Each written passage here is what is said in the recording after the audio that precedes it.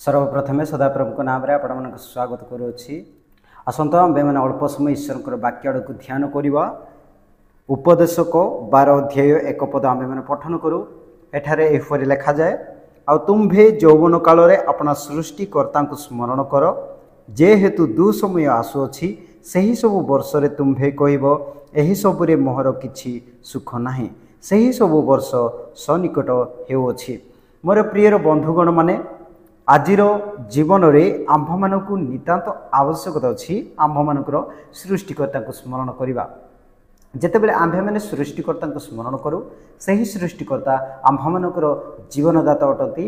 आंभ मानकर समस्त विपद आपद दायी आंभ मानक रक्षा करती। जितेबाला आंभे मैंने ये वाक्य पठन करुँ, स्पष्ट भाव में आंभ मान बुझीपार आवश्यकता अच्छी। आ तुम्भे यौवन काल आपण सृष्टिकर्ता को स्मरण कर। जितेबाला आंभे माने युवा अटू, आंभे माने जानू जे आंभ मानक जीवन एक युवा समय रे ही आंभे माने समस्त किछि कार्य करि परिबा।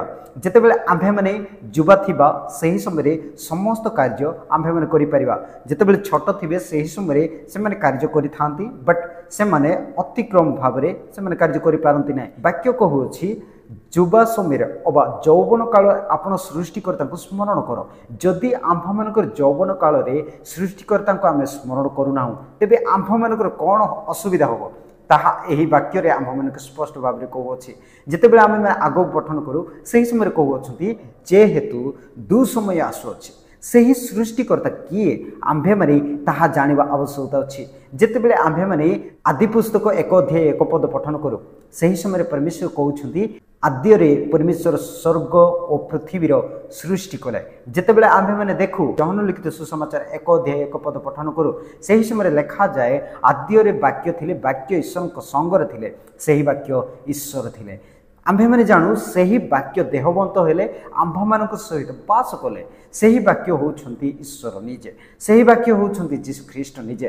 मोर प्रिय बंधुगण माने सही सृष्टिकर्ता किए ताहा आंभे माने बुझी पारे अछु। जेतेबेले आंभे माने यात्रा पुस्तक 4 अध्याय 11 पद पठन करूँ, सही समय मशांक सहित कथोपकथन जेतेबेले होउछि परमेश्वरंकर, सही समय परमेश्वर गोटी वाक्य कहिसंती। से कहंती तहिरे सदाप्रभु ताहांको कहले, मनुष्यर मुख किए निर्माण करिएछि, पुणी मनुष्य को मुख वा बधिर अवा दृष्टि विशिष्ट किए वा दृष्टिहीन किए करई। आंभे सदाप्रभु की ताहा न करूँ।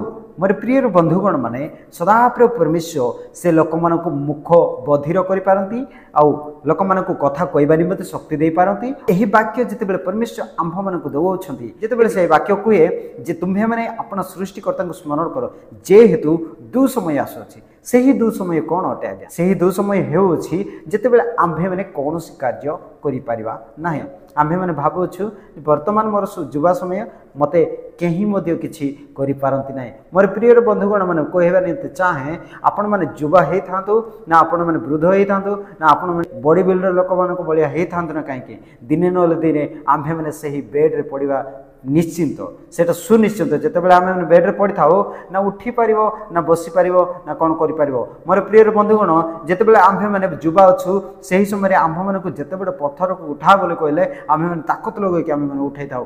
आउ कहवा निमते चाहे यही समय आंभे मैंने पेन रे भल भाव लेखालेखि करने निमते चाहूँ कि ड्रॉइंग करने निमते चाहूँ, अति सहजरे आम मैंने करूछु।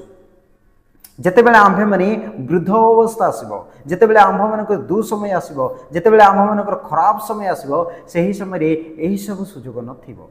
मोर प्रिय बंधुगण माने सही सब समय आसवा पूर्व आंभे मानक कौन करने आवश्यकता अच्छी ना परमेश्वर को अबा जो सृष्टिकर्ता को आंभ मानक स्मरण करने आवश्यकता अच्छी। जदि आम सृष्टिकर्ता को स्मरण करुछु तेबे से आंभ मानक उद्धार करने निमते चाहते। आज पर्यंत जदि आंभे माने परमेश्वर को स्मरण करना तेबे आसतु आंभ मानकर यही युवा समय ही आम मैंने सदाप्रभु को स्मरण करवा, तेबे से आंभ मान सहित सदा सर्वदा रही निमते चाहते। प्रिय बंधुगण माने यही संदेश जो आंभ मानकर निश्चिंत होगा आवश्यकता अच्छी। यही संदेश द्वारा आंभ मान को मन पकेवा आवश्यकता अच्छी किए आंभर सृष्टिकर्ता किए आंभर सृष्टिदाता एतिक तो आमको जानवा आवश्यकता अच्छी। किए आंभ मान को वर्णना करिसेंती, किए आम मान सृष्टि करिसेंती। हाँ हे पारे बापा माँ आम मान जन्म देइछंती, किंतु ताहा पछर मध्ये केही गोटे अछंती आम मान को जत्न नेबा निमते। आम्भे माने जेतेबेले आंभ मानक गृह ठार दूर को जाई थाओ, सही समय आपण मानक किए जत्न नेउछि शारीरिक भाव में आम बापा माँ जी जत्न नेबा कथा